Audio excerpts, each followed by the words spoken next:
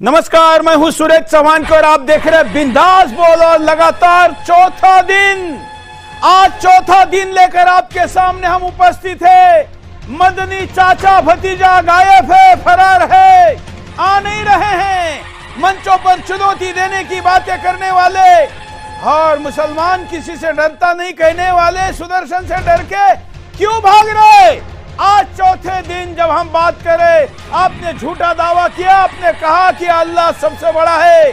हमने कहा महादेव से कैसे बड़ा हो गया, सबूत दो। तो सबूत देने के लिए कोई नहीं है, तो स्टूडियो में हमको मूर्ति लगानी पड़ी। मूर्ति नहीं कहेंगे, पुतला लगाना पड़ा। मदनी का पुतला तो पहुंच गया, लेकिन मदनी नहीं है। अरशद मदनी देवबंदियों के सबसे बड़े मौलाना महमूद मदनी सांसद भी रह चुके हैं, इनके उत्तराधिकारी सबसे बड़े नेता। लेकिन ये सुदर्शन पर जो विद्वान आ रहे हैं उनके सामने आ नहीं रहे। अरे अभी तो हमने हमारे आचार्य महामंडलेश्वर, अभी तो हमने हमारे शंकराचार्य जी को कॉल तक नहीं किया है। हमारे सैनिकों से ही आप भाग रहे हैं, तो हमारे सेनापति और हमारे धर्माचार्यों के आगे कैसे टिक पाओगे?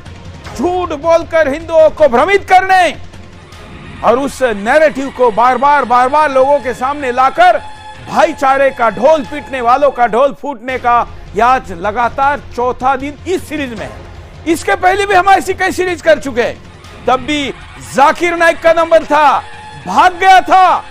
हमने जम्मू कश्मीर के ग्रैंड मुफ्ती को चुनौती दी थी, भाग गया था। हमने मुंबई का भी डेप्यूटी ग्रैंड मुफ्ती को चुनौती दी थी, उसने तो कहा था कि हम तो जंतर मंतर पर आग लगाएंगे और उसके अंदर से जाएंगे। हमने कहा था आइए, चलाइए, चलकर दिखाइए। आज हम मुसलमानों के और मुसलमानों में भी सुन्नियों के सबसे बड़े मजहबी ठिकाना देवबंद के मौलवी को, मुफ्ती को, मौलाना को ही कॉल करें, लेकिन वो नहीं आए। मुद्दा क्या है? रामलीला मैदान पर सर्वधर्म समभाव के नाम पर जो तमाशा रचा गया था, जो ड्रामा रचा गया था, जो नौटंकी हो रही थी, जिसके द्वारा लोगों के सामने एक नया नैरेटिव सेट करना था ताकि बड़े पैमाने पर हिंदुस्तान में एक्स मुस्लिम मूवमेंट चल रही है। मतलब मुसलमान अपना धर्म मजहब छोड़कर कुछ नहीं अपना रहे, कह रहे हम भाई मुसलमान नहीं है, बाकी देखेंगे और कुछ है क्या नहीं। अमेरिका में प्रति घंटे ये सैकड़ों में आंकड़ा जा रहा है। दुनिया के 100 देशों में ये मूवमेंट जोर पकड़ रही है। ऐसे में हिंदुस्तान में भी इस आंधी से अपने आप को बचाने के लिए इन्होंने, हमारे पूर्वज हिंदू नहीं थे, इस शगुफे को और ये साबित करने के लिए हम सबसे पुराने हैं, ये साफ झूठ लोगों के सामने रखा। अधूरी तैयारी थी, इसलिए अब आगे क्या जवाब देना है पता ही नहीं था। इनको लगा कि हमेशा की तरह सब चुप रह जाएंगे, लेकिन आचार्य लोकेश मुनि जी ने वहां पर एल्गार करी। सुदर्शन तो ऐसे मुद्दे को उठाता ही है, बाकी मीडिया तो राजनीतिक और बाकी मसाला खबरों पर लगा हुआ है। हम इस मुद्दे पर इसलिए लगे हैं, इसलिए नहीं कि हम कह रहे हमारा ही भगवान बड़ा है, क्योंकि हमारे में ऐसी धारणा है ही नहीं। हम इसलिए लगे हैं कि कोई हमारे भगवानों से अपने को बड़ा नहीं कह सकता। अगर कहना है तो साबित कराओ, बाप दिखाओ, नहीं तो श्राद्ध करो। इस नारे के साथ ये बिंदास बोल आपके सामने हम लेकर आए हैं। और ये लड़ाई केवल छोटे बड़े की नहीं, किसका मजहब, किसका रिलीजन और किसका धर्म धारण करने से जीवन में खुशहाली आएगी, परिवार अच्छा बनेगा, बच्चे संस्कारी होंगे और विश्व में प्रकृति से लेकर सारी स्वीकृति बनाने में कौन ज्यादा उपयोगी है, वास्तवता ये उस नैरेटिव की लड़ाई है जो हम आपके सामने चौथे दिन लेकर आए हैं। आज भी मैं पुनः अरशद मदनी दिखाइए, बैठे हुए चुपचाप पुतले के रूप में दिखाइए। ये पुतला रखना पड़ा है अरशद मदनी जी, आप तो अपने आप को बहुत बड़ा विद्वान कहते हैं, ये नौबत क्यों आई? आप नहीं आए तो हमने पुतला रख दिया है। अब हम हमारे साथ जो गेस्ट पैनल है उनको बुलाए, उसके पहले पोल दिखाते हैं। हम प्रतिदिन जो पोल दिखाते हैं उसी पोल से आज के बिंदास बोल का प्रारंभ करें। आज जब मैं आपके सामने ये पोल दिखा रहा हूं, क्या पोल में कहा गया है देखिए। हमने आपके सामने प्रश्न पूछा था कि क्या महादेव और मनु जी के अपमान का जिसके कारण इनके ऊपर कार्रवाई होनी चाहिए। तो 96% लोग आज कार्यक्रम के प्रारंभ में ही इस बात को कह रहे हैं और अब कार्यक्रम के अंत में यह अनुपात कितना जाता है। देवबंदियों ने और कई मदरसे वालों ने कैंपेन चलाया है कि हमारे इस पोल पर जाकर वोटिंग करिए ताकि ज्यादा से ज्यादा लोग पोल कर सके, लेकिन उसके बावजूद यह आंकड़ा है। अब हम आपके सामने हमारे गेस्ट पैनल को निमंत्रित करते हैं और गेस्ट पैनल के साथ चर्चा को आगे बढ़ाएंगे। क्या वो कहते हैं इस पर आगे जाएंगे। मैं स्वागत करता हूं हमारे साथ आज के कार्यक्रम में, कल भी जो हमारे साथ जुड़े हुए थे, संदीपन रॉय, आपका स्वागत है। आप इस्लाम के और साथ साथ में सनातन के भी जानकार हैं और कल आपने बहस में, डिबेट में अपनी छाप भी छोड़ी थी। आज पुनः हमारे साथ जुड़े रहेंगे। हमारे साथ हाजी नजीम हैं। हाजी नजीम क्या हमारे साथ वीडियो में नहीं है क्या? फोटो दिख रहा है केवल? ठीक है, जुड़ रहे हैं अभी हमारे साथ जल्दी ही। और हमारे साथ ये पुतला रखा हुआ है। अभी बाकी गेस्ट नहीं जुड़े हैं, कुछ फोन नहीं उठा रहे हैं, कुछों ने कहा था कि हम स्टूडियो में आएंगे लेकिन डर गए हैं। क्यों ना डरेंगे, क्योंकि संदीपन जैसे लोग जहां हो, जहां सुदर्शन जैसा प्लेटफॉर्म हो, जहां किसी समझौते की बात नहीं होती हो, बाप दिखाओ नहीं तो श्राद्ध करो, ये जहां कहा जाता है, वहां पर से डरना स्वाभाविक है। लेकिन भाई डरते हो तो फिर चुनौती क्यों देते हो? चुनौती दी है तो बात करो। तो आज हम एक नए वीडियो से बात करेंगे, क्योंकि हम प्रतिदिन आपको पिछले 3 एपिसोड में एक ही वीडियो इसलिए दिखा रहे थे क्योंकि बात आगे नहीं बढ़ रही थी। तो आज के चौथे दिन के बिंदास बोल में हम इस वीडियो से शुरुआत करते हैं। कहते हैं उसको उतारा है, हम उसी के वही हमारे पूर्वज हैं, सबके पूर्वज हैं, नबियों के पूर्वज हैं, रसूलों के पूर्वज हैं, हिंदुओं के पूर्वज हैं, मुसलमानों के पूर्वज हैं, ईसाइयों के, सारी दुनिया के। हमने उनके कदमों के ऊपर सर रखा हुआ है। हम मर जाएंगे मगर वहां से अपने सर को नहीं उठाएंगे। हम मुसलमान हैं, हमारा यह अकीदा है कि अल्लाह यानी ओम एक है, उसका कोई शरीक नहीं है। हम 1400 साल से इस मुल्क के अंदर रह रहे हैं, हमें कभी छेड़ा नहीं गया। हमारे मजहब को नहीं, तुमने छेड़ा है तो हम तुम्हें तुम्हारे आबा व अजदाद की तारीख बताते हैं। तुम्हारे आबा व अजदाद हिंदू नहीं थे। कहते हैं उसको उतारा है, हम उसी के वही हमारे पूर्वज हैं, सबके पूर्वज हैं, नबियों के पूर्वज हैं, रसूलों के पूर्वज हैं, हिंदुओं के पूर्वज हैं, मुसलमानों। कुल मिला के उसी लंबी बात का एक छोटा हिस्सा आज हम आपके सामने दिखा रहे हैं। भाईचारे के नाम पर इस मंच पर कई लोगों को बुलाया गया। हमारे सिख भाई भी थे, हमारे जैन भाई भी थे, हमारे बौद्ध भाई भी थे और हमारे सनातनी भी थे। इन सब के सामने सारे भाईचारे के भाषणों के बाद ये टांग ऊपर करने वाली हरकत ने इस खेल को बिगाड़ दिया, ने एक्सपोज किया। हम ऐसा मानते हैं, हमारा ज्योतिष ये कहता है कि भाग्य से बुद्धि, बुद्धि से कर्म और कर्म से सुख दुख की प्राप्ति होती है। यहां पर सरस्वती मौलाना के ऊपर हावी हो गई और उन्होंने कहा तुम्हारा षड्यंत्र नहीं चलने देंगे, बुद्धि खराब कर दी। और यही बात उस मंच से वो कह बैठे जिसको ये रणनीति के तहत कहना चाहते थे, लेकिन बोल गए। भाई ये तीर्थों की भूमि है, यहां पर ऐसे षड्यंत्र लंबे समय तक नहीं चल सकते और इसलिए षड्यंत्र पकड़ा गया और हमने फिर इनके इस बातचीत को लेकर ये बहस प्रारंभ की है। आज कल के वीडियो का एक अगला हिस्सा दिखाकर हम चर्चा को आगे लेकर जा रहे हैं। मैं संदीपन रॉय जी के पास चलता हूं। संदीपन जी, इनकी इस बात को आप कैसे नकारेंगे? आपकी पहली प्रतिक्रिया क्या है? क्या संदीपन जी हमारे से संपर्क टूट गया है क्या?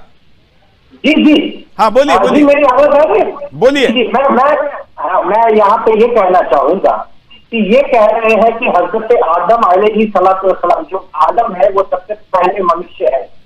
तो सबसे पहले अगर वो मनुष्य है और वो अल्लाह की पूजा करते हैं तो हम देख लेते हैं कुरान से। कुरान क्या कहता है कि क्या सबसे पहले प्राथमिक मनुष्य वहाँ मूर्ति पूजा थी या वहाँ अल्लाह की पूजा थी? तो कुरान खुद कहता है नहीं, उसमें एक्चुअली कल हम मनु पर काफी चर्चा कर चुके हैं।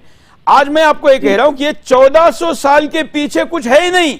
इस पर हम ज्यादा बहस करें, वो साबित करें कि 1400 के पीछे मनु तक तो जाने की जरूरत ही नहीं, आदम तक जाने की जरूरत ही नहीं। ये कम से कम अंतिम नबी जिनको कह रहे हैं, इनके पहले का नबी तो बताए, उसके पहले का तो बताए। इसलिए इनकी बात को आप कुरान के आधार पर ही कैसे साबित गलत है साबित करेंगे और हिंदू धर्मशास्त्र के आधार पर कैसे करेंगे? देखिए, जैसे अल्लाह ताला ने, मैंने कल भी बताया, सूरह अनाम आयत नंबर 14 में बताया है, कुल इन्नी उमिरतु अन अकूना अव्वल मन अस्लमा वला तकूनन्ना मिनल मुशरिकीन। आए मुसलमानों, आप जरा उसी स्टाइल में बोलिए ना, उसी स्टाइल में। जी हाँ जी, कुल इन्नी उमिरतु अन अकूना अव्वल मन अस्लमा वला तकूनन्ना मिनल मुशरिकीन।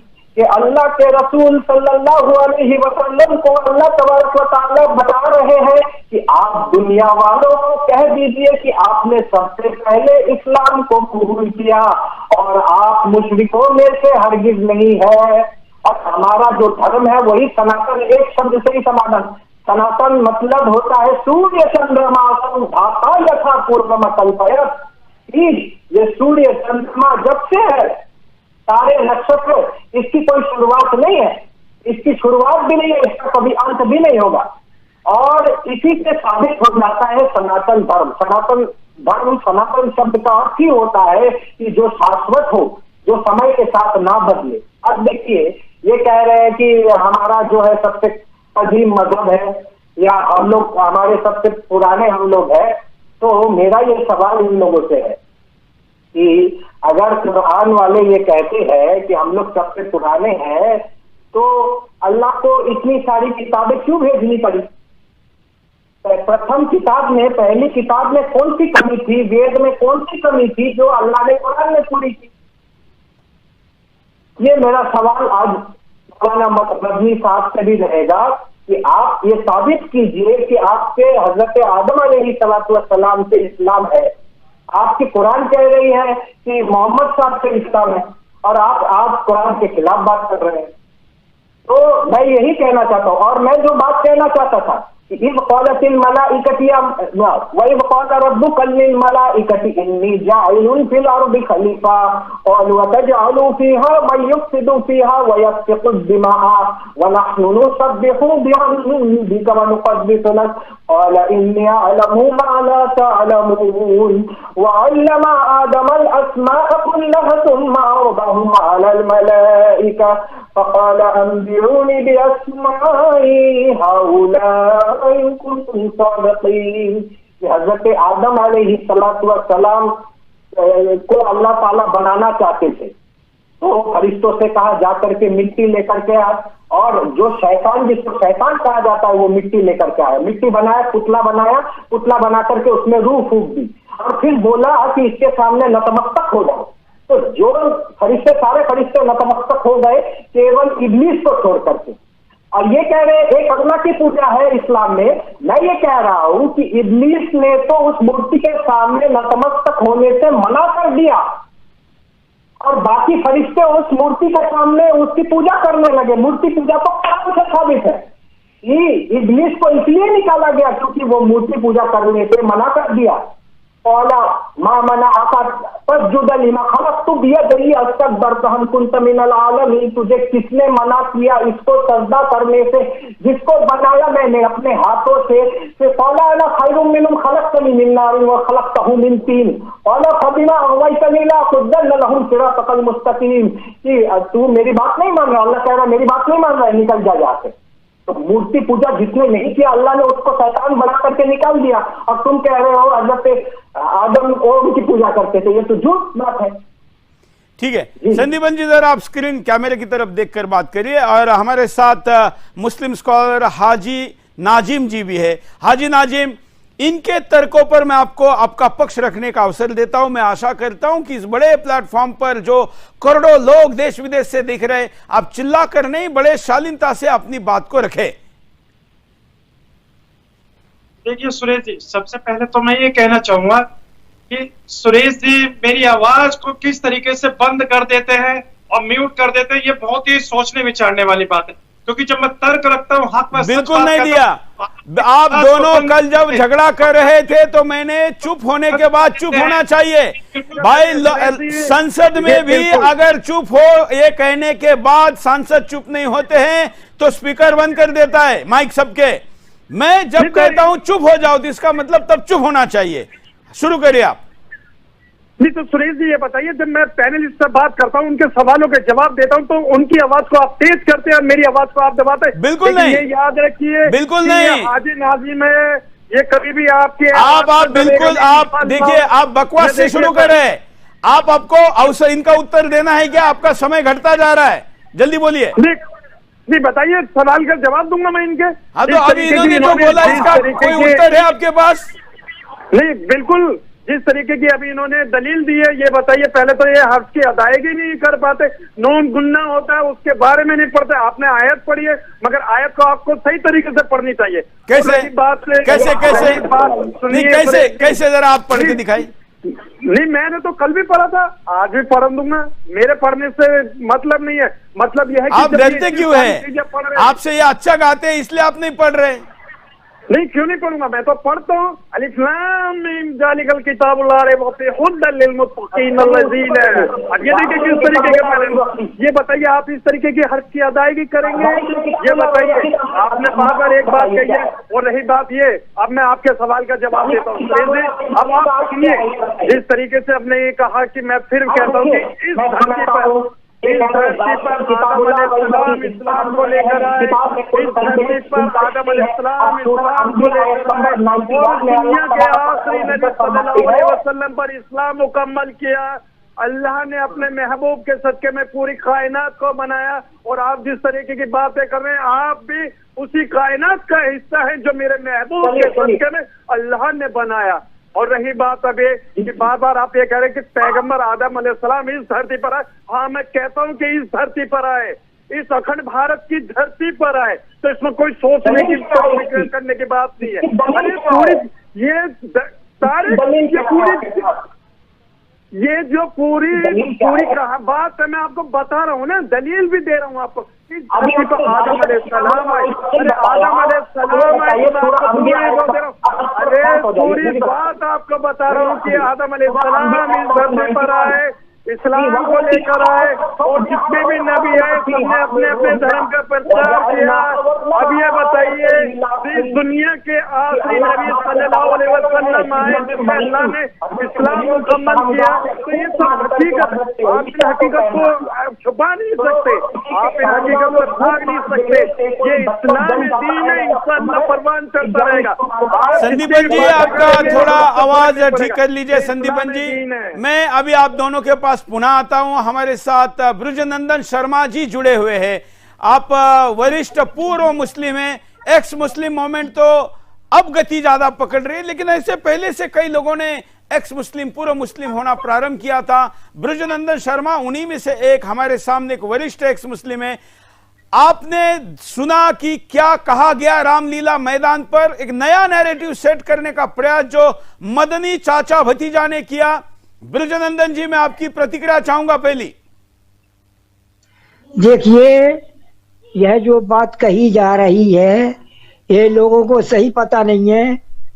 वास्तव में अल्लाह की उत्पत्ति सन 610 में हुई है। सन 610 के पहले अल्लाह का कोई नाम निशान नहीं था। अल्लाह शब्द ना तो तौरेत में है। अरे आप चुप बैठो ना हाजी, क्या बात करें हाजी। अरे आपको सुनना पड़ेगा। आपका समय आएगा तब आप बोलोगे। हाजी, हंसी बाद में हंसना, अभी आपका हंसने का समय भी नहीं है। हाँ बोलिए ब्रजनंदन जी, कंटिन्यू करिए। हाँ हाजी, मैं ये कह रहा हूँ कि अल्लाह जो है अनादिकाल से नहीं है। सन 610 में मोहम्मद ने अल्लाह शब्द बनाया है। इसके पहले इलाह शब्द था। अल्लाह शब्द ना तो कुरान की पहली सूरत में है, ना दूसरी में है, ना तीसरी में है, ना चौथी में है। अल्लाह शब्द 5वीं सूरा में आया है, सूरे फातिहा में। अल्लाह पहले था नहीं। ये जो कह रहे हैं कि अल्लाह एक है, अल्लाह नहीं, अनेक हैं। अल्लाह खुद नमाज पढ़ता है। अल्लाह ने दुनिया को नहीं बनाया, मोहम्मद ने अल्लाह को बनाया। किस तरीके की बेतों की बात आप साबित करें कुरान में कहीं पहले अल्लाह का शब्द था क्या? अरे भाई आपका नंबर आएगा तब बोलो ना, आप चुप बैठो, आपका नंबर आएगा तो आप बोलो। फिर आप बोलते हो कि म्यूट कर देते हो, फिर बोलते हैं म्यूट कर देते हैं। चुप बैठो, आप सुनो इनको पहले। हाँ नहीं, मैं गलत बात नहीं सुनूंगा। हाँ गलत, आपकी गलत बात ये सुन रहे हैं। नहीं तो मेरी हक बात सुन रहे हैं। आप बोल रहे हैं वही सही है, सुनूंगा, मेरी हक बात सुनेंगे। आप बोल रहे हैं वही सही है, या बैठे किस लिए है? आपने बोलना है और हमने ताली बजाना है, ये मदरसा है क्या?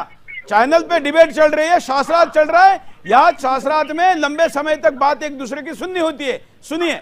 हाँ ब्रजनंदन जी। नहीं तो मैं गलत बात नहीं। अच्छा मैं एक ही शब्द कहता हूँ, ये लोग कहते हैं अल्लाह सबसे बड़ा है, ये अल्लाह अकबर कहते थे। आप बताइए कुरान में अल्लाह अकबर कहाँ लिखा है? एक जगह भी बता दो, हम मान लेंगे, हार जाएंगे। अल्लाह अकबर है ही नहीं है, आपने कुरान, अल्लाह सबसे बड़ा है ही नहीं, आपने कुरान में है ही नहीं है अल्लाह अकबर। जी आपके पिता के उम्र के हैं, मुसलमान थे, मुसलमान। आप बताइए, ये ब्रजनंदन शर्मा बाद में बने, लोगों की हत्या करने के लिए बनाया है। जब इमाम हुसैन की कत्ल कर रहे थे तब भी ये लोग अल्लाह अकबर चला रहे थे। ये कुरान में अल्लाह अकबर कहीं नहीं है, आप इनसे पूछिए, बताइए कहाँ लिखा है, हम मान लेंगे। अच्छा ब्रजनंदन जी, थोड़ा क्योंकि आज आप पहली बार जुड़े हैं तो हमारे दर्शकों को आपका परिचय हम ठीक से दे नहीं पाए। आपने कब इस्लाम छोड़ा, थोड़ा सा आपके बारे में जानकारी दीजिए। देखिए साहब, मैं सही बताऊं कि मैंने जब कुरान को पढ़ा और हदीस पढ़ी, फारसी पढ़ी, अरबी सीखी और देखा कि इसमें पोल ही पोल है। ये लोग जवाब देते नहीं है, लड़ने मरने को तैयार हो जाते हैं। ये जो लोगों को कलमा पढ़ाते हैं वो कलमा कुरान में है ही नहीं है, बताओ कहाँ पे है? दिखा दे तो मान लूंगा, हम ज्यादा बहस नहीं करते। आप कब छोड़ा आपने इस्लाम को? ये तो काफी समय हो गया, फिर भी कम से कम 12 साल हो गए। अच्छा। लेकिन इसके बावजूद भी हम पढ़ते रहे और जानते रहे, और हमने जब इसका पता करा खुद जाकर के, क्यों ये लोग गलत ट्रांसलेट करते हैं। अगर अच्छा, ये सही ट्रांसलेट करेंगे तो सारे लोग इस्लाम छोड़ के भाग जाएंगे। 4 दिनों से कई मुसलमान हमको संपर्क करे कि हम भी एक्स मुस्लिम होना चाहते हैं, तो कोई इस्लाम क्यों छोड़े, मतलब क्यों छोड़ रहे हैं? भाई ये जबरदस्ती सिखवाते हैं, ये कलमा पढ़ाते, वो कलमा है ही नहीं है। ये कलमा पढ़ा के मुसलमान नहीं बनाते, बल्कि कलमा पढ़ा के काफिर बनाते। औरतें जब कलमा पढ़ती हैं तो वो आदि काफिर हो जाती हैं, क्योंकि कुरान में जो कलमा पढ़ा जाता है ये लोग, तो उसमें गवाही दी जाती है और औरत की गवाही आदि होती है। पूछो, बताओ। बस अभी आपका समय शुरू होता है। हाजी नाजिम बोलिए। भाई कलमा में गवाही देते कि अशहदु अल्ला इलाहा इल्लल्लाह व अशहदु अन्ना मुहम्मदुर रसूलुल्लाह, हम गवाही देते। मोहम्मद ने लिख करके दे दिया कि मैं अल्लाह का रसूल नहीं हूँ। सन 628 में हुदैबिया में जो इनका एग्रीमेंट हुआ तो उसमें लिख करके दिया कि मैं मोहम्मद अल्लाह का रसूल नहीं हूँ, मैं अब्दुल्ला का बेटा हूँ। बताओ, क्या लोगों को बनाते रहते हैं। हाजी हमारे साथ हैं, जुड़े हुए हैं। हाजी तो बताइए, इनसे पूछिए अभी आपका समय शुरू होता है। सबसे बड़ा अल्लाह कहाँ लिखा है? हाजी देखिए, इन दोनों से ज्यादा समय मैं आपको दे रहा हूं, अब इनका उत्तर दीजिए। ये कह रहे हैं, उसका उत्तर दीजिए। नहीं, मैं इनका सवाल नहीं सुन पाया, डिस्कनेक्ट हो गया था। अपना सवाल रखिए। अच्छा सवाल रखिए। अच्छा, आप ब्रजनंदन जी हाजी को आप अपने सवाल बताइए। पहला सवाल आपने कहा कि कलमा कुरान में नहीं है, अल्लाह नाम नहीं है। हाँ, ये बनाया गया है। ठीक है, एक एक जवाब लेते। हाँ बताए हाजी। अच्छा, दूसरी चीज ये कह रहे हैं कि अल्लाह शब्द है 610 से पहले अल्लाह नहीं था, इलाहा था पहले। ठीक है, दोनों का उत्तर लेते हैं, दोनों का उत्तर लेते, दोनों का उत्तर लेते। हाँ, अल्लाह शब्द था ही नहीं। बता ये बताएं ब्रजन शर्मा जी, आप ये बताएं जो सुरेश जी ने कहा था कि आपने इस्लाम कब छोड़ा। दोनों का आप ये बताइए कि आपने इस्लाम कब छोड़ा। दूसरी बात ये जो बार बार आप ये कह रहे हैं, हमने कब छोड़ा, कब भी छोड़ा? आपने वेद पढ़े हैं, वेद के अंदर भी सूरह रहमान का जिक्र है, सूरह रहमान का जिक्र 27 बार सूरह रहमान का जिक्र, अरे भैया सूरह रहमान तो बाद में आई है,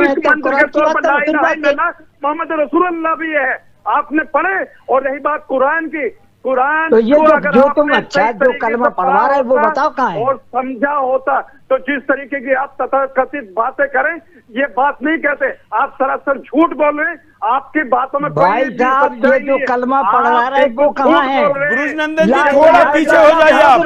ये कहाँ है? प्रोपेगेंडा मुसलमानों ये कलमा कहाँ है? ब्रुज नंदन जी थोड़ा पीछे हो जाइए। ऐसा नहीं है सर, कुरान शरीफ को आपने पढ़ा, कुरान शरीफ की आपने हम दूसरे की बात नहीं कर रहे, आप कलमा बता दो। शुरुआत जो होती है कुरान शरीफ में बिस्मिल्लाहिर्रहमानिर्रहीम शुरू करता हूँ अल्लाह अरे ये जो रहमान और रहीम बाद में जोड़ा गया, बाद में क्या, शुरुआत ही अल्लाह के नाम से है, 112 आयत में तुमने जोड़ी है। और रही बात अल्लाह की, कुरान की हर आयत में तुमने शुरुआत में बिस्मिल्लाहिर्रहमानिर्रहीम पढ़ा, नहीं, अगर आप पढ़ लेते मोहम्मद ने लिख करके दे दिया, और अल्लाह का रहमान और रहीम नहीं है। आपने जो कहा कि कलमे के बारे में, कलमे का सही अर्थ आप समझ लेते, ला इलाहा इल्लल्लाह मुहम्मदुर रसूलुल्लाह, आपने पढ़ा, ठीक है, आपने पढ़ा होता तो आप इस तरह की लेकिन जो गवाही क्यों दिलवाते हो? नहीं क्यों बगैर गवाही के देते हो? सुप्रीम कोर्ट या हाई कोर्ट में जब पेश करा जाता तो वह गवाहों की बात मानी जाती है, भैया होते हैं ना। तो देखिए ईसाई गवाही नहीं दे रहे, सिख गवाही नहीं दे रहे, मुसलमान गवाही क्यों दे रहे, झूठी गवाही क्यों दिलवा रहे? मोहम्मदुर रसूलुल्लाह, अल्लाह के सिवा कोई भी इबादत के लायक नहीं है, ये देखिए। ठीक है चलो, और गवाही क्यों दिलवा रहे? अल्लाह के पक्के और सच्चे रसूल हैं, ये बिल्कुल बात मानते हो आप या नहीं, ये बताएं। अरे मोहम्मद साहब ने लिख करके दे दिया कि मैं अल्लाह का रसूल नहीं हूँ। क्यों नहीं है? अल्लाह के पक्के और सच्चे रसूल है। 628 में जो तुम्हारे हुदैबिया में मोहम्मद के साथ में एग्रीमेंट हुआ था, लिखने वाला सुहेल बिन अमरू और हजरत अली ने लिखा और मोहम्मद ने कबूल किया। अब गूगल में सर्च करके देखो, वीडियो हुदैबिया। आप बेबुनियादी जो दलील पेश कर रहे हैं उसमें कोई सच्चाई नहीं है। अरे अगर बुनियाद सबूत नहीं देगा तो या तो तुम हिंदू बन जाओ। अगर ये बताइए आप पूर्व मुस्लिम अपने नाम के आगे लगा लेंगे तो मैं मान लूंगा, छोड़ना पड़ेगा। अच्छा, हम चैलेंज कर रहे हैं। बिल्कुल नहीं, गलत बात। अब दोनों का समय समाप्त हुआ है, अब दोनों का समय समाप्त होता है। इस मुद्दे पर मैं अब संदीपन जी के पास चल रहा हूं, लेकिन इस बात के पूरे खंडन के साथ कि यहां पर हाजी जो बोल रहे हैं कि वेदों में जिक्र है, ये वेद जाकिर नाइक के इस्लामिक रिसर्च सेंटर के प्रिंटिंग प्रेस में गए हैं, वहां इसका जिक्र हो सकता है, लेकिन ओरिजिनल स्क्रिप्चर में कहीं पर भी इसका उल्लेख नहीं है। झूठ बोलने की, फेंकने की एक सीमा होती है, उसके आगे नहीं फेंकना चाहिए। अब रुकिए, अभी दोबारा आता हूं। संदीपन जी जो इन्होंने बात कही है कि वेदों में है, इस बात को जरा आप नकारिए। कैसे ये नकार नहीं सकते? अभी हाजी आप चुप। हाँ, अब देखिए नकारे क्या, जो जिन्होंने ये किया है, क्लेम किया है अल बैयनातु अलल मुद्दाई वला यमीनु अला मन अनकरा, ये मंतिक का उसूल है। मंतिक यानी लॉजिक, हमारे जैसे होते हैं, मंतिक का उसूल है। जो दावा करता है और मैं भी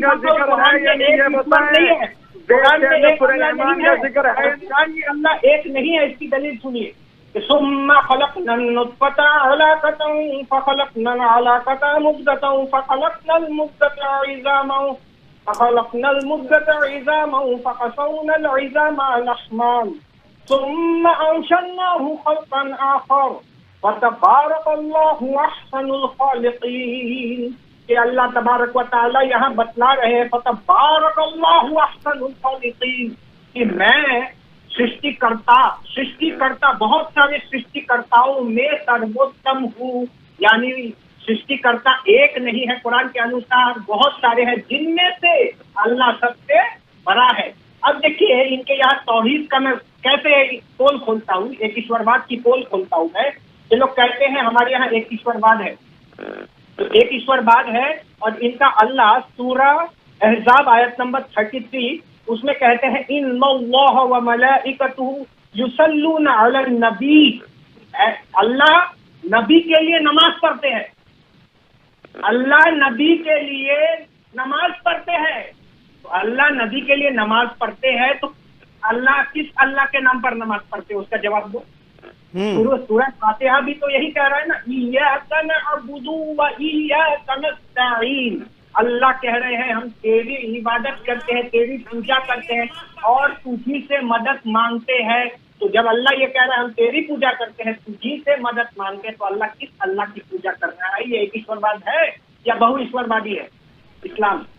हाँ, हम तो एक ईश्वरवादी है, न द्वितीयो न तृतीयो न चतुर्थो नाप्य उच्यते, न पंचमा न षष्ठः न नवमो नाप्य उच्यते, ऐसे करके ना सप्तम न अष्टम न नवम भी उच्चते, ऐसे करके 10 तक गिना करके बता दिया कि वो परमात्मा केवल और केवल वाहिद है, एक है, तन्हा है। लेकिन कुरान में एक ईश्वर नहीं है, कुरान में बहुत सारे ईश्वर है। अब देखिए यहाँ पे वो, अब मजार में जाइए, हाजी अली के मजार में जाइए और इन लोगों के मजार में जाइए, तो ये लोग क्या गाते हैं?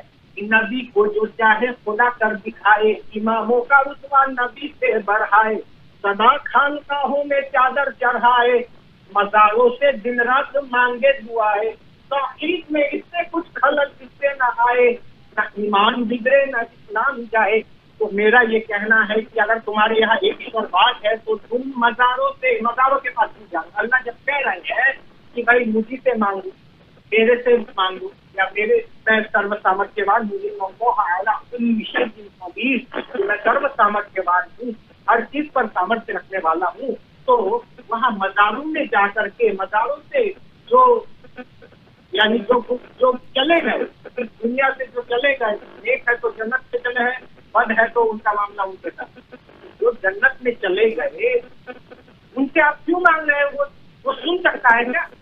बिल्कुल। अच्छा, मैं आपके पास संदीपन जी आपका स्काइप का आवाज ठीक कर लीजिए, क्योंकि टेलीफोन से उतना अच्छा नहीं लग रहा है। कल आपकी आवाज बहुत अच्छी थी, दोबारा रिसेट कंट्रोल रूम से, तब तक आप कर ले।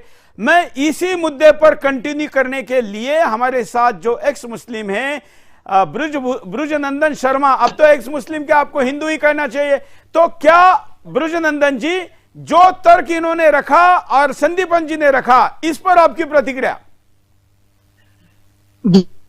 ये उनकी बात बिल्कुल सही है कि अल्लाह एक नहीं है, अनेकों हैं, और अल्लाह खुद इबादत करता है। मैं इसके प्रमाण दे दूंगा, इतनी वक्त नहीं है, लेकिन अल्लाह इनके बारे में जो कहते हैं कि एक है, एक नहीं है, बहुत सारे हैं। कैसे? अनेकों हैं। कैसे? अल्लाह जब खुद नमाज पढ़ता है, हाँ, तो किसकी पढ़ता है? वो इसने बताया कि अपने रब की नमाज पढ़ता है। जब मोहम्मद साहब मिलने को गई जन्नत में, तो जिब्राइल ने उसको रोका, तो उसने कही भाई ठहरो ठहरो, क्या कर रहे? बोले साहब अल्लाह अभी नमाज पढ़ रहा। तो मोहम्मद साहब ने पूछी किसके लिए? बोले अपने रब के लिए।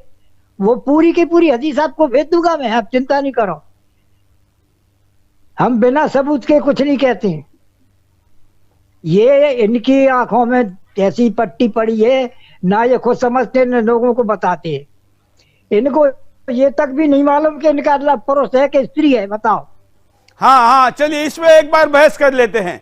चलो अब इनको, हाँ, हाजी नाजिम, इनका प्रश्न है कि अल्लाह पुरुष है, श्री है या कुछ और है, क्या कह, उनका क्या उत्तर है? उनका यह प्रश्न है। हाजी नाजिम, उत्तर दीजिए। अरे आपकी ऐसे समय लाइन कटती है और फिर बोलते हो कि आपको म्यूट क्या, बोलो, आपका चल रहा है, बोलो बोलो, इशारे मत करो, बोलो, आप बोल के दिखाओ ना, 1 मिनट बोलो। अरे भाई बोल के दिखाओ, आपका स्काइप का आवाज ऑन है, बोलो आप। ब्रुजनंदन जी, आपने ऐसा मुश्किल सवाल पूछ गया, अब उनकी लाइन कट गई है, तब तक जरा मैं आपके पास, देखिए थोड़ी देर के बाद मैं आपको पूरे व्हाट्सएप पे भेजे देता हूँ कि जब हदीस में है कि अल्लाह जो है, नहीं आप उत्तर मत दीजिए, उत्तर मत दीजिए, उत्तर हम हाजी से पूछते हैं। अल्लाह श्रीलिंगी है या पुरुषलिंगी है, क्या है बताइए हाजी।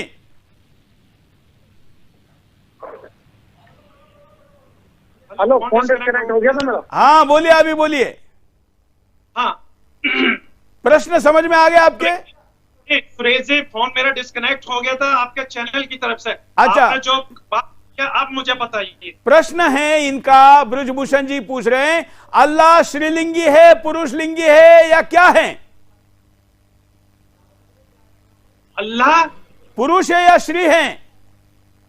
ना तो अल्लाह पुरुष है ना स्त्री है। अरे तो इतनी ये कौन खतरनाक सी बात बोल रहे हो, इतनी ये किस खतरनाक तरीके बात की अल्लाह के बारे में बोल रहे हो, ना पुरुष है ना श्री है। अल्लाह को आप पुरुष भी कह रहे हैं और स्त्री भी कह रहे हैं, किस तरीके की बातें कह रहे हैं आप? अल्लाह के बारे में अगर सही तरीके से बात अगर आपको करनी है तो आप बात कीजिए। ये किस तरीके के तथ्य पेश कर रहे हैं? अभी ये इन्होंने कहा कि अल्लाह, ये प्रश्न गलत तो है नहीं। एक मिनट, इस पर बात करते हैं। अल्लाह पुरुष है या श्री है, इस पर बात करिए। बात इधर उधर की नहीं, बिल्कुल गलत, बात इधर उधर की नहीं। सवाल कीजिए, सवाल ये सवाल है। आप मुझे मेरे किसी भी भगवान का नाम, देवता का नाम पूछिए, मैं बताता हूँ वो श्री है या पुरुष है, मैं बताता हूँ ना। नहीं, ये बताइए, आप अल्लाह के बारे में इस तरीके की बात करेंगे? अरे अल्लाह तो, अल्लाह के बारे में अगर आपको मैं बताऊं कि अल्लाह सबसे बड़ा है और अरे एक ही बात बोल रहे हो, 4 दिन से एक ही बात, दिन के 5 समय एक ही बात। हमने पूछा अल्लाह श्री है या पुरुष है, उत्तर है क्या आपके पास? आपके पास उत्तर है क्या? मैं बिल्कुल बोलूंगा, बताए ना, अकबर, अल्लाह सबसे बड़ा है। एक ही बात बोलते हो। देखो यार, ये लोग क्या लिख रहे हैं यूट्यूब पे कमेंट में, आप एक ही बात बोल रहे हो। अल्लाह श्री है या पुरुष है, साबित करके दिखाओ। मैं कैसे साबित करूंगा? ये तो जो तथाकथित है ना, जो एक प्रोपेगेंडा चला रहे, वो बताएंगे। चलिए संदीपन जी, संदीपन जी, अल्लाह, ये प्रश्न ये बोल रहे हैं, इनके उत्तर पर आप क्या कहेंगे संदीपन? वो कह रहे हैं कि अल्लाह जो है सो सबसे बड़ा है। तो अल्लाह जब सबसे बड़ा है तो मेरा ये सवाल है कि कुरान खुद कहता है इन्ना रब्बुकुमुल्लाहु लज़ी खलक़स समावाति वल अर्दि फी सित्तति अय्यामिन सुम्मा इस्तवा अलल अर्श युदब्बिरुल मा मिन शफ़ीइन। बताया गया है कि अल्लाह तबारक व तआला कहते हैं कि मैंने 6 दिन में जमीन और आसमान को बनाया, 7वां दिन अर्श पर करार पकड़ा। तो अर्श पर बैठने वाला, अर्श पर बैठा हुआ है जो अल्लाह, तो अल्लाह बड़ा है या अर्श बड़ा है? अगर अर्श छोटा हो जाए अल्लाह से तो अल्लाह को लटकने पड़ जाएंगे, अल्लाह लटकने पड़ जाएंगे, जो उसके शान के विरुद्ध है, शान के खिलाफ है अल्लाह के। ऐसे ही कुरान में अल्लाह के हाथ है, पैर है, वजह है और चेहरा है कि लाइसल बिर्रा अन तुवल्लू वुजूहकुम क़िबलल मशरिक़ वल मग़रिब, कि अल्लाह कह रहे हैं कि लाइसल बिर्रा अन तुवल्लू वुजूहकुम क़िबलल मशरिक़ वल मग़रिब फ़इन्नमा तुवल्लू फ़सम्मा वजहुल्लाह इन्नल्लाह समीउन अलीम, कि तुम चाहे पूरब की तरफ देखो या पश्चिम की तरफ देखो, वहां अल्लाह का चेहरा है। तो अल्लाह जब शरीरधारी है तो अल्लाह सबसे बड़ा कैसे हो जाएगा? वो तख्त पर बैठने वाला है, उसके हाथ है। क़ाला मा मनाअका अल्ला तस्जुद लिमा खलक़तु बियदैया अस्तकबरत अम कुन्त मिनल आलमीन, तुझे किसने मना किया इस आदम को सजदा करने पर से जिसको बनाया मैंने अपने दोनों हाथों से? हाथ किसका, शरीरधारी का होगा या निराकार का होगा? तो जो शरीरधारी अल्लाह है तो वो अल्लाह सबसे बड़ा कैसे हो जाएगा? जो शरीरधारी है, एक जगह घेर करके रखा है, एक जगह में महदूद है, तो जगह से बाहर अल्लाह नहीं है, तो जगह बड़ी हो जाएगी, अल्लाह छोटा हो जाएगा। अच्छा, इनका एक प्रश्न था, शायद आपने ध्यान से सुना नहीं। ब्रजभूषण जी ने कहा था कि अल्लाह श्रीलिंगी है पुरुषलिंगी, इसका उत्तर हाजी नहीं दे पाए। जी जी,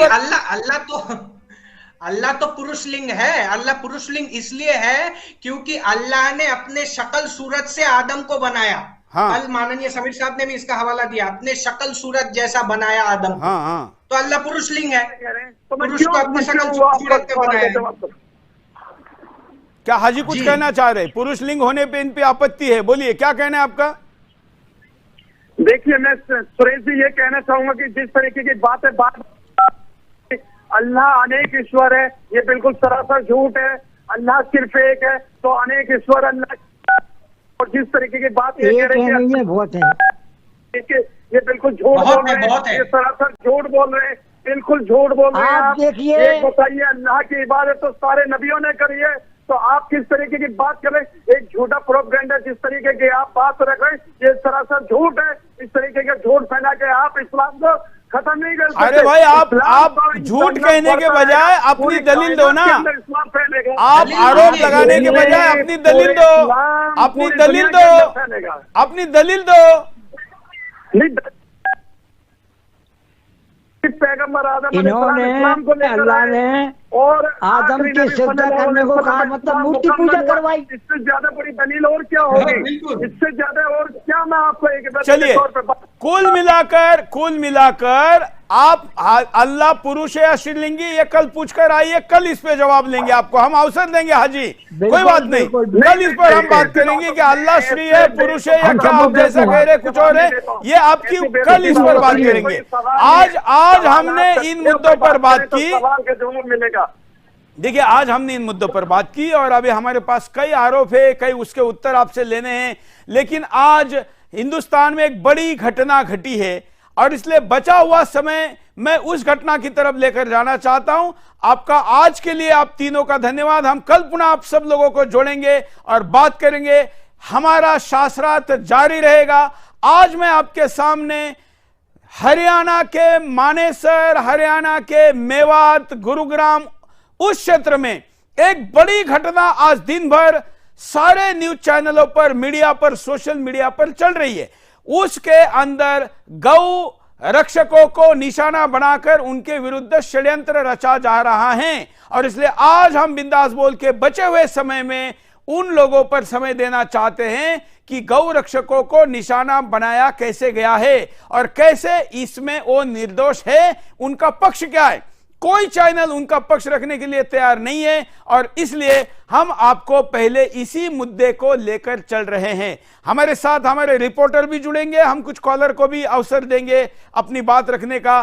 पहले मैं आपको यह बताना चाहता हूं कि कैसे यह पूरा घटनाक्रम रहा। पहले यह कहा गया कि, पहले मैं आपको एक सीसीटीवी फुटेज दिखाता हूं कि उस सीसीटीवी फुटेज में गुरुग्राम के पटौदी रोड पर सुबह 7:45 बजे बोलेरो से जाते हुए ये वो वीडियो है जिस वीडियो में मोनू मानेसर, एक बार जरा मोनू मानेसर का वीडियो दिखाते हैं जो अपनी घटना पूरी स्वयं बताएंगे, उसके बाद इस वीडियो पे आते हैं। मोनू मानेसर ने जो वीडियो जारी किया जरा उसको खुद दिखाइए। जो भी आरोप थाना गोविंदगढ़ के क्षेत्र से हमारे ऊपर लगाए जा रहे हैं वो बिल्कुल निराधार है। बजरंग दल की कोई टीम वहां पे नहीं थी और वो घटना बहुत ही दुर्भाग्यपूर्ण है जो हमने सोशल मीडिया से पता लगा है। जो भी व्यक्ति हो उनके खिलाफ सख्त से सख्त कार्रवाई की जाए, चाहे कोई भी हो, उसमें कोई भी दोषी बख्शा ना जाए। और उसमें मैं और मेरी टीम बजरंग दल की कोई भी व्यक्ति उसमें नहीं है और जो भी व्यक्ति इसमें है उस पर सख्त से सख्त प्रशासन कार्रवाई करे।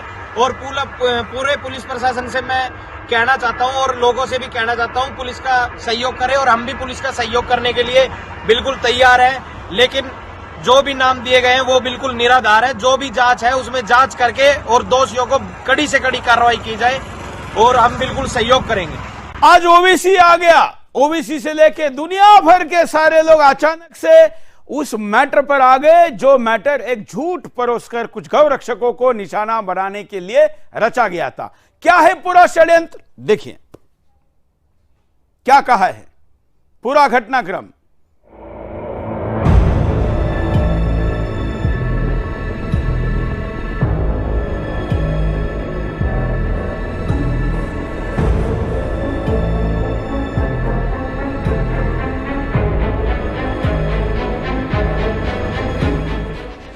हरियाणा के भिवानी में एक जली बोलेरो में 2 गौ तस्करों के शव मिलने के मामले में हरियाणा से राजस्थान तक हड़कंप मच गया।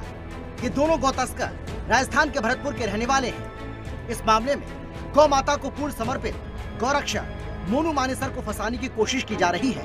गौरक्षक मोनू मानेसर का कहना है कि घटना के समय वो इस स्थल पर ही मौजूद नहीं थे। बात अगर मोनू मानेसर की करें तो वो और उनकी टीम अनवरत रूप से गौरक्षा करते रहे। हरियाणा और उसके आसपास के क्षेत्रों में अनगिनत बार मोनू मानेसर और उनकी टीम ने हजारों गौवंशों को बचाया है। मोनू मानेसर और उनकी टीम पर कई बार गौ तस्करों ने हमला भी किया है। मोनू मानेसर का कहना है चूंकि वो गौरक्षा करते हैं और इसी कारण वो और उनकी टीम हमेशा से गौ तस्करों के निशाने पर रहे हैं। मोनू मानेसर की सक्रियता के कारण गौ तस्करों को आर्थिक नुकसान झेलना पड़ रहा है और इसीलिए भिवानी मामले में उन्हें फंसाने की कोशिश की जा रही है। और चलिए आइए अब देखते हैं कुछ ऐसे मामले जब मोनू मानेसर और उनकी टीम ने अपनी जान जोखिम में डालकर गौ तस्करों से गौ माता को बचाया और हजारों गौवंशों की रक्षा की।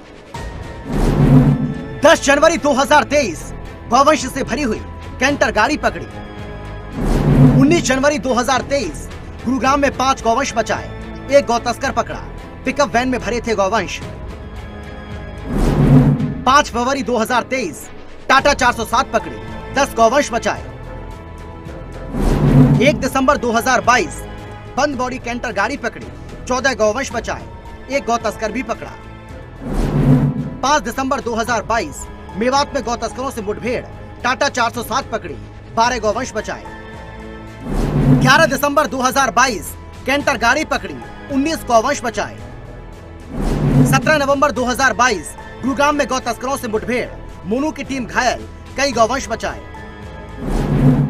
8 सितंबर 2022 गौवंशों को बचाने गए गौरक्षकों पर गोलियां चलाईं।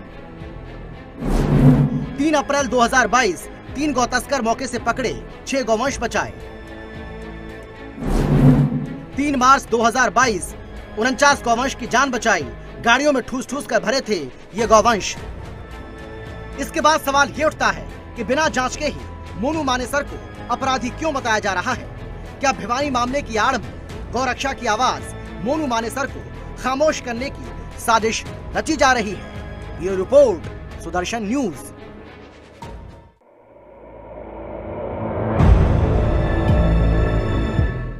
और जहां पर झूठ का पाखंड रचा जा रहा हो और षड्यंत्र हो रहा हुआ, वो ओवीसी ने ऐसा कैसे हो सकता है? और इसलिए गौ रक्षकों को फंसाने की षड्यंत्र में ओवीसी कूद गया। क्या कहा उसने, देखिए। को बंद कर दीजिए, हरियाणा की सरकार, बीजेपी की सरकार बंद कर दे कोर्ट्स को, पुलिस को हटा लीजिए, वर्दी उतार दीजिए पुलिस की। अब बोलेंगे कुछ, मोहन भागवत तो हर 15 दिन को ज्ञान देते रहते हैं, बताइए इस पे क्या बोलेंगे वो? देश के प्रधानमंत्री कोई बोलेंगे, देश के गृह मंत्री कुछ बोलेंगे इसके ऊपर? अदालत को बंद कर दीजिए, हरियाणा की सरकार, बीजेपी की सरकार बंद कर दे कोर्ट्स को, पुलिस को हटा लीजिए, वर्दी उतार दीजिए पुलिस की। अब बोलेंगे कुछ, मोहन भागवत तो हर 15 दिन को ज्ञान देते रहते हैं, बताइए इस पे क्या बोलेंगे वो? देश के प्रधानमंत्री कोई बोलेंगे, देश के गृह मंत्री कुछ। पहला आरोप इनके ऊपर लगाया गया कि ये 14 तारीख को यह घटना घटी, लेकिन 14 तारीख का सीसीटीवी फुटेज मैं आपको दिखाता हूं, जिससे आपको पता चलेगा कि 14 तारीख को मोनू मानेसर वहां थे ही नहीं।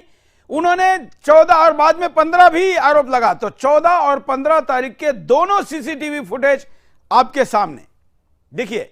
यह पहला वाला वीडियो फुटेज है, इसमें यह 14 तारीख का है, जिसमें कहा गया था कि घटना 14 को घटी, लेकिन एफआईआर में घटना का जिक्र 15 का किया गया। लेकिन यह हमने 14 का सीसीटीवी फुटेज आपके सामने लाया है, जिसमें मोनू मानेसर स्वयं इस वीडियो में आपको सीसीटीवी फुटेज में दिख रहे हैं। यह आपके सामने है।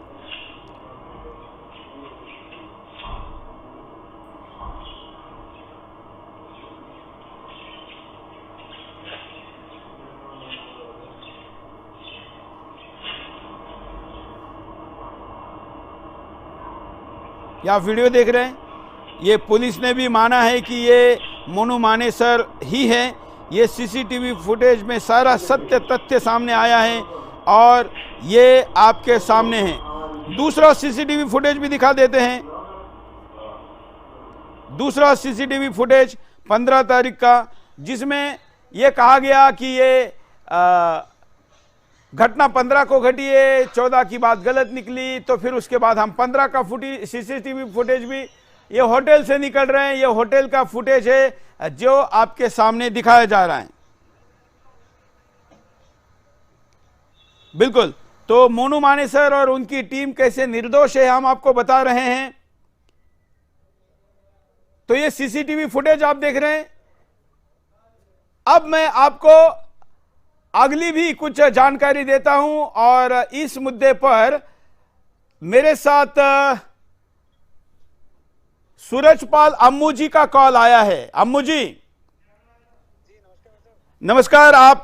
मैं लाइव कर रहा हूं इस वक्त बिंदास बोल में। मोनू मानेसर और इन लोगों को फंसाया जा रहा है। मैंने कॉल आपका इसलिए उठाया कि आपके ही क्षेत्र का ये मामला है और आप कुछ इस पे बताएं। मेरा कहना है कि चाहे मोनू मानेसर हो या इस प्रकार के लोग हो, हमारे हिंदू समाज में इतना जघन्य अपराध हमारे हिंदू धर्म में ना कभी सिखाया गया, ना ही हमारे लोग कर सकते हैं। और जहां तक है मोनू की बात, मोनू एक गौरक्षक है। गौरक्षक को जबरदस्ती इनको तकलीफ है उसके सेवा करने से। मोनू लगातार सेवा कार्यों में जुटा रहता है। हजारों गायों की रक्षा उसने अब तक की, अपने प्राणों को न्यौछावर करने तक की वो ताकत रखता है। जो गाय बिल्कुल, ये उन्होंने अपने वीडियो में भी कहा है कि हम ऐसी हरकत कर ही नहीं सकते और ये बजरंग दल के संस्कार नहीं, हिंदू के संस्कार नहीं, और हमने ये नहीं किया है। यही बात मोनू मानेसर कह रहे हैं, यही सूरजपाल अम्मू जी भी कह रहे हैं। और अम्मू जी, क्या वहां गौ तस्करी इन लोगों के गतिविधि के कारण एकदम रुक गई थी, इनका धंधा बंद हो गया था, इसलिए इनको फंसाया जा रहा है? थोड़ा से लोग भैया, मैं अभी पुन्हाना से आ रहा हूँ। मेवात का जो गढ़ है पुन्हाना, मैं रास्ते में हूँ, गाड़ी से चल रहा हूँ। वहां पर भी मुझे हजारों की तादाद में अभी लोग मिले हैं। मैं लोगों से मिला हूँ, हिंदू समाज के लोगों से भी मिला हूँ और अन्य समाज के लोगों से भी मिला हूँ। वहां पर ये स्पष्ट तौर पे कहा गया कि इन लोगों का जो चरित्र था, इनमें से एक व्यक्ति जुड़ा हुआ था इस क्षेत्र में, इस कार्य में, ये जो गो तस्करी के मामलों में। तो इस पर भी पुलिस ने भरतपुर पुलिस का बयान मैंने सवेरे सुना। और मैं फिर आपसे कह रहा हूं कि किसी के ऊपर आरोप लगाना, क्योंकि मोनू का सीसीटीवी फुटेज है, मोनू का स्टेटमेंट हमने आप सभी चैनलों पर आपके देखा है, तो मुझे नहीं लगता कि किसी प्रकार से, हाँ ओवैसी साहब की तो आदत है, उनको जब कोई और नहीं मिलता तो उनको या तो करनी सेना दिखती है। अब मोनू मानेसर दिख रहा है, अब हम बजरंग दल के लोग दिख रहे हैं, हम सूरजपाल अम्मू जी, मैं आपके स्टेटमेंट में एक दुरुस्ती करता हूं। हम ओवैसी को सुदर्शन पर साहब नहीं कहते, सांपों को साहब कहेंगे तो कैसा चलेगा? एक्चुअल में जो मेरी संस्कृति है, हाँ नहीं कोई बात नहीं, संस्कृति हमारी एक ही है, लेकिन ये सांप है। तो ये सांप जो है सपोले जो हमने पाले हुए हैं इस देश की आजादी के बाद, इनको कम से कम ये देखना चाहिए, जिस देश में खाते हो, जिस देश का गाते हो, उस देश के कम से कम लोगों को उस पर जहर ना घोले। आप आए दिन हमारे ऊपर आरोप लगाते हो, अपने लोगों को कहो ना। जिस गाय को मैं माता कहता हूँ है, वो जंगल में गायों को ले जाके क्या करते हैं। मैं जिस मेवात से अब निकल रहा हूँ गाड़ी में बैठ के, मेरे इधर उधर लाखों के तादाद में हम मुस्लिम रहते हैं, हमारा उनसे कोई वो नहीं है क्या? परंतु वो हर बार गाय की तस्करी करेंगे, गोमांस की तस्करी करेंगे और हिंदू समाज अपना विरोध भी प्रकट ना करे। बिल्कुल, हम बिल्कुल इस प्रकार की बातों का निश्चित तौर पे हम सबके ऊपर, हाँ एक बात मैं अवश्य कहना चाहूंगा, कानून कभी भी हिंदू समाज के सभ्य लोग हाथ में नहीं लेते। बिल्कुल, आप लोग गर्दन काटते हैं, इन लोगों का गर्दन काटने का रिवाज है, सिस्टम है। हमारे यहाँ पर इस प्रकार का रिवाज न था न है। पहले एक बार इसका वो हो जाए, जांच हो जाए, दूध का दूध पानी का पानी हो जाएगा। हरियाणा पुलिस सक्षम है ऐसे कार्यों को जांच करके दूध का दूध पानी करने के लिए। तो धैर्य रखना चाहिए, कुछ ही समय के अंदर दूध का दूध पानी का पानी आ जाएगा। अगर कोई दोषी होगा तो उसका भी इलाज होगा, और अगर कोई निर्दोष को फंसा रहा है तो ओवैसी साहब को भी आईना दिखाने का काम करनी सेना करेगी। बिल्कुल, धन्यवाद। तो सूरजपाल अम्मू जी का कॉल आ गया था, शायद हम लाइन पर ज्यादा एंगेज है और इसलिए उनकी बात को हमने आपके सामने सुना। कई कॉलर मेरे साथ जुड़े हुए हैं और आज दिन भर हिंदुस्तान के हिंदुओं को बदनाम करने का षड्यंत्र जो थोड़े थोड़े दिनों के बाद आता रहता है, उसी के एक कड़ी में आज गुरुग्राम, मेवात पर तो मैंने पूरी सीरीज चलाई। आपको याद होगा कि क्या क्या दिखाया था हमने। 118 गांव हिंदू विहीन हो चुके हैं, वहां पर ये घटनाएं घट रही है। कॉलर के पास चलते हैं, आप भी कॉल कर सकते हैं, अपनी बात को रख सकते हैं। हमने आज के बिंदास बोल को कट करके हमारे अभियान को थोड़ा रोककर इस मुद्दे को इसलिए दिखा रहे हैं क्योंकि हिंदुस्तान का कोई भी चैनल इस वक्त गौ रक्षकों की बात नहीं सुन रहा है। हम एक तरफा नहीं बात कर रहे हैं, हम कह रहे हैं कि जांच तो होने दीजिए, उनकी बात तो सुनिए। कॉलर, जय हिंद। जी जय हिंद। बोलिए बोलिए। मेरा नाम शिवदानी सिंह है। हाँ। मैं दिल्ली से बात कर रहा हूँ। हाँ। और ये इन लोगों को, ये मुल्लों को ना, ये ईंट का जवाब पत्थर से देना पड़ेगा। अगर ये सर काटे तो हम इसका सर काटेंगे। नहीं, आप ऐसी बातें आप नहीं कह सकते। गैर कानूनी बातें कहना ठीक नहीं है। आप लोग करते कुछ नहीं है, बातें करते हैं और फिर हिंदुओं को बदनाम करते हैं। चलिए, ये कॉल हम ऐसा नहीं सुन सकते, अगले कॉलर के पास चलते हैं। जय हिंद, बोलिए। जय हिंद। हाँ सर, मेरा नाम संतोष तिवारी है। बोलिए संतोष जी। बस यही मैं कहना चाहता हूं कि थोड़ा सा आपके माध्यम से हिंदुओं को जागना है। और वहां जो कांड हुआ वो तो जांच का विषय है। उस पे हिंदू मुस्लिम नहीं होना चाहिए, वो कानून अपने ढंग से काम करेगा। बिल्कुल, वो कानून का विषय है, कानून को काम कर। धन्यवाद। तो आज हमने आपके सामने इन मुद्दों को रखा। मित्रों, जो चर्चा हम चला रहे हैं, अल्लाह सबसे बड़ा, ये मुहिम हमने नहीं शुरू की थी। आपने ये कहा तो हमने कहा कि चुनौती देते हैं, चर्चा करके दिखाओ। इतने प्रश्न निकल रहे हैं, वह अल्लाह श्री है, पुरुष है या क्या है? उन्होंने तो कुछ और ही उत्तर दिया जो मैं भी नहीं बोल सकता। ऐसी बातें सामने आ रही। ये सारी बातें किसी को नीचा ऊपर दिखाने के लिए नहीं। कौन सा धर्म, मजहब, रिलीजन आपके जीवन को स्वर्ग बना सकता है या आपको इस कर्म के, आपके सिद्धांतों के अनुसार लेकर जा सकता है, इसके लिए यह सारी चर्चा चल रही है। मैं आपके सामने बहुत ही जल्द एक ऐसा अभियान लेकर आने वाला हूं कि जिन्होंने इस्लाम छोड़ा, वो क्यों छोड़ा, क्या घटना उनके जीवन में घटी जिस कारण उन्होंने इस्लाम छोड़ने का निर्णय किया। वो वैज्ञानिक तरीके से, भावनिक आधार पर या उनके आध्यात्मिक तरीके से, जो भी उत्तर वो देना चाहते दे सकते। आप हमको संपर्क करिए, हम इन मुद्दों को आपके सामने लेकर आएंगे। हम आशा करते हैं कि कल के कार्यक्रम में यह बात आगे बढ़े।